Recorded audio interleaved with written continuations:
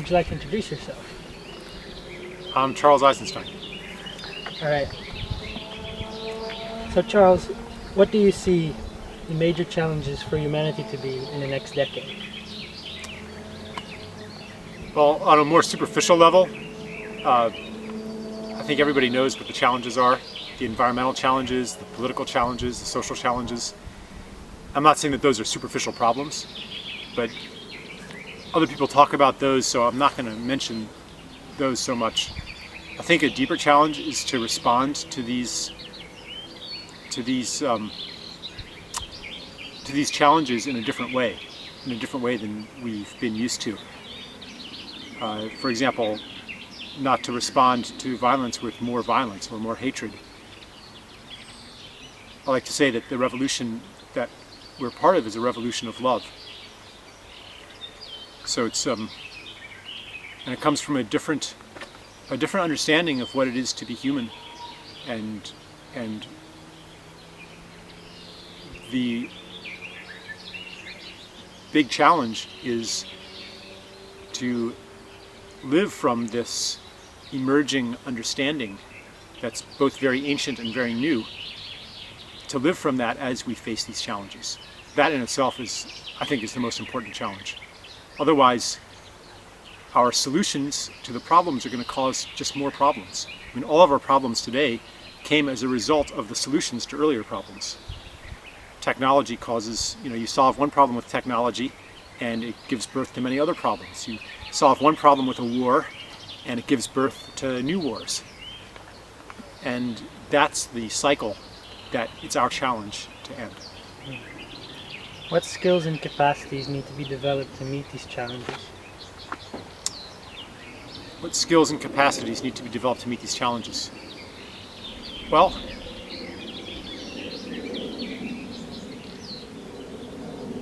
I guess I talked a little bit about that already.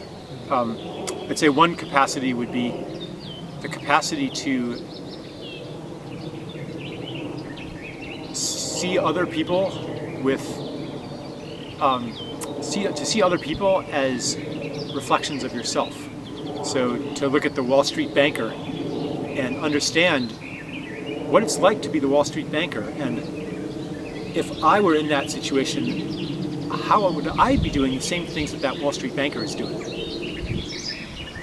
That understanding allows us to approach the banker or the warlord or the politician or anybody who's holding power and doing harm in the world. It allows us to approach that person with understanding, so that we don't need to set that person up as an enemy, but can find strategies that are inclusive and more effective even. And it's especially important when the enemies that we set up are more powerful than we are in conventional ways. They have more military force, they have more financial force. So we're not going to defeat them with force. The only way to defeat them is to include them and to say, yeah, join us in this revolution of love. And that sounds really naive, but I can give you many examples of people who had been doing great harm in the world who have transformed. And what would you say is the role of youth in all this? The role of youth. Well, for one thing, youth are less immersed in the old ways. These habits that have been around for thousands of years are less powerful in young people because they haven't been molded as much. An infant doesn't have any of these habits, and we, the older we get, the more rigid we become in these habits. But young people, they're not so tightly holding on, and they can change much more deeply and much more quickly than older people. We really are at a transition between worlds. And like my generation, we were born into the old world, although the new world was beginning to stir. But many young people today, they're born not so much in that old world. They're already, it's almost like they already understand the things that it took my generation decades of struggle to understand, and they understand it like that. You know, maybe they understand it after months of struggle, not decades of struggle. So I think that they're, yeah, the young people are the ones who are going to really put into action all of these things. From hearing you speak, I feel a lot of hope, and I wonder if you could expand a little bit on where that hope comes from.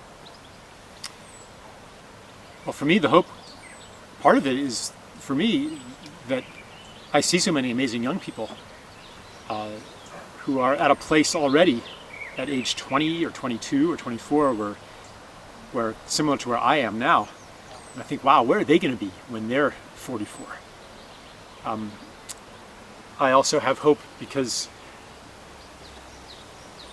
in my life I've learned how transformation happens, how change happens. And it happens when an old way of being becomes no longer relevant. It reaches its extreme and it falls apart. And I see that that's what's happening on the planet. And even though the extreme is really scary and it looks like things are worse than ever, it's actually more like a wave that's rearing up high but hollowing out at the same time and about to crash. So I think that what we're undergoing now as a species, as a collective, is just a normal part of a transformative process. Thanks so much. Last question. If you were to be dropped on a tropic island, you know the question, what would you bring? What would I bring to a desert island? One thing. One thing? Oh, a companion. I would bring a companion. Because, I mean, assuming that, you know, I could figure out how to eat, maybe the island has lots of fruits and lots of food and water. Like, what do we need the most? You know, we need each other. So I would bring a companion. Thanks so much. Thanks. So I was wondering whether you could say anything about YIP, about what you've YIP. experienced here this week. Well, I experienced more than I expected.